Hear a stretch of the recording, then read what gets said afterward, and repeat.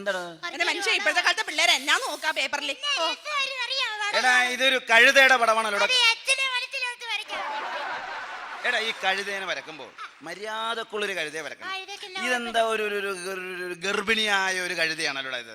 എന്റെ കയ്യിലിരിക്കുന്നതിന് വരെ കുഴപ്പമില്ല, അങ്ങോട്ട് തന്നെ പിന്നെ അതായത്. അച്ഛന്മാരോടൊന്നും ഇങ്ങനെ പറയാൻ പാടില്ല. അച്ഛന്മാരെ എപ്പോഴും ബഹുമാനിക്കണം.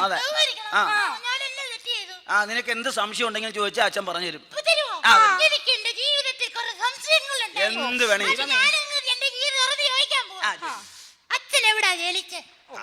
അതാണ് അച്ഛൻ എറണാകുളത്ത്. അമ്മയോ? ഞാൻ കോഴിക്കോട്. ഞാനോ? നീ കുറിയന്നൂർ. നമ്മൾ എങ്ങനെ കണ്ടുപിടിച്ചു?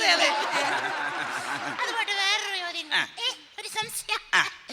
അച്ഛൻ എങ്ങനെയാ ജനിച്ചേ? അത് അമ്മയോട് ചോദിക്കടാ. അല്ല മോനെ, നീ അത് അച്ഛനോട് തന്നെ ചോദിക്കും.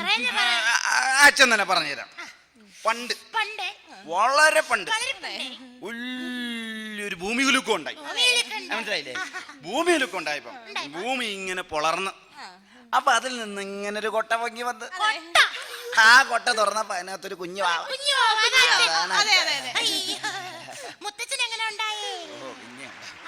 പണ്ട് വളരെ പണ്ട് ഒരു വലിയൊരു കൊടുങ്കാറ്റുണ്ടായി, ചുഴലിക്കാറ്റ്.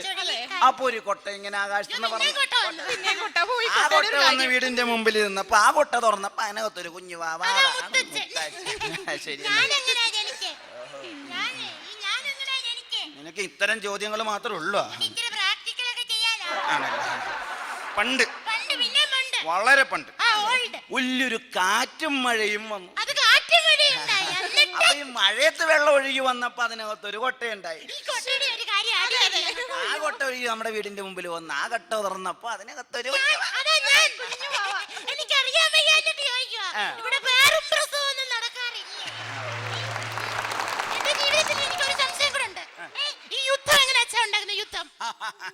അതാണ്.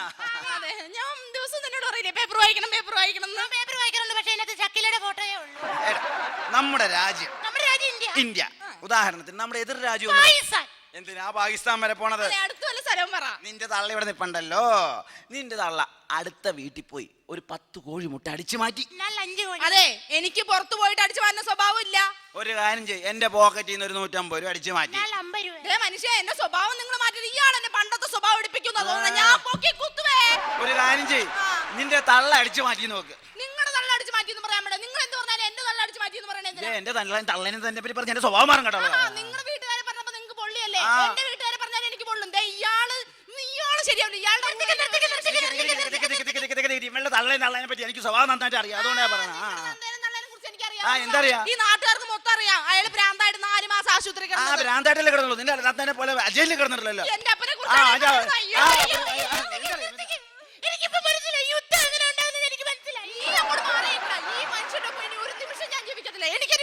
വീട്ടിൽ പോണേ പോയിക്കോ. എന്താന്ന് വെച്ചാൽ പറക്കി എടുത്തോണ്ട് പോയിക്കോ. ഞാൻ കാശ് കൊടുത്ത് വാങ്ങിച്ച സാധനമാണ്. നിന്റെ അധ്വാനം കൊണ്ട് നീ കഷ്ടപ്പെട്ട് വല്ലതും വാങ്ങിച്ചിട്ടുണ്ടോ? അതും കൊണ്ട് പോയിക്കോ.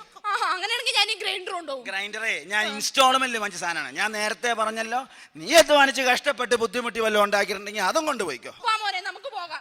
നീ എന്തിനാ എന്റെ മോനെ കൊണ്ട് പോണേ? അതെ, ഞാൻ എന്റെ വീട്ടിൽ നിന്ന് വന്നപ്പോ വളരെ കഷ്ടപ്പെട്ട് അധ്വാനിച്ച് പ്രയത്നിച്ചു കൊണ്ടുവന്ന എന്റെ മോനെ. വാ മോനെ.